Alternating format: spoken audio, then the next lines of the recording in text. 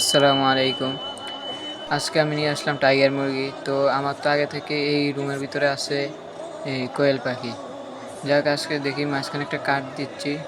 এটা কাঠ দিয়ে মানে আটকে দিয়েছি যাতে দুই দল দুই দিকে থাকে। আজকে যে টাইগার মুরগির বাচ্চাগুলো রাখবো ওগুলো এক সাইডে রাখবো আর বাকি কোয়েল পাখিগুলো আরেক সাইডে রাখবো।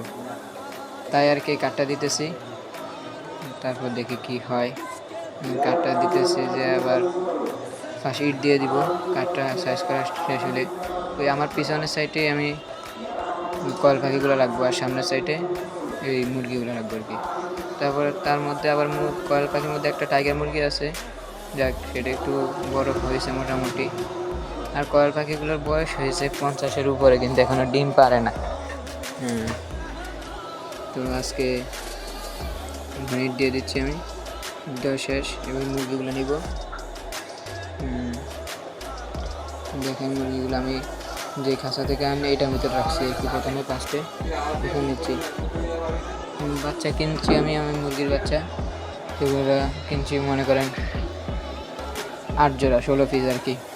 16 পিস আছে মোটামুটি, সবগুলোই আধা ঘন্টার উপরে রয়েছে কিনছি। কোনটা কোনো সমস্যা এখনো দেখা দেয় না। যাক দোয়া করবেন যাতে ভালো থাকে ওরা। এখন এগুলো যে কিনছি, কিন্তু এখন যদি কিনা ভুল করলাম না ঠিক করলাম আমি নিজেই বুঝতেছি না। যাক আল্লাহ যদি বরকত দেয় এগুলোর মধ্যে আর কি আমার, যাক আপনারা দোয়া করবেন। আবার এগুলো হচ্ছে আবার ভ্যাকসিন করা, তো এই জন্যই নিয়েছি এই মুরগিগুলা। যাই হোক যদি থাকে আর কি মুরগিগুলো, আবার 21 দিন একটা ভ্যাকসিন আছে, ওইটা যদি করাতে পারি তাহলে করাবো, না তো নাই আর কি। বেশি হলে আর কি ভ্যাকসিন করানো লাগে, এই অল্প কিছুটার মধ্যে ভ্যাকসিন না করলেও চলে। তো এটা ছিটিয়ে দিয়েছি, আদারটা ছিটিয়ে দিয়েছি। আদার বলছিল খাওয়াইতে, ছোটো ছোটো কালো একটা আদার আছে ওইটা খাওয়াইতে, কিন্তু ওইটা খাওয়ালে নাকি বাতে ধরবে আবার, এক ডাক্তার বললো।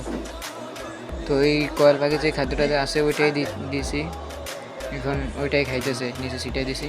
আর ওই টাইগার মুরগিটা ওইটা আর কি বড়, একটু বড় হয়েছে। যাও, আসসালামু আলাইকুম।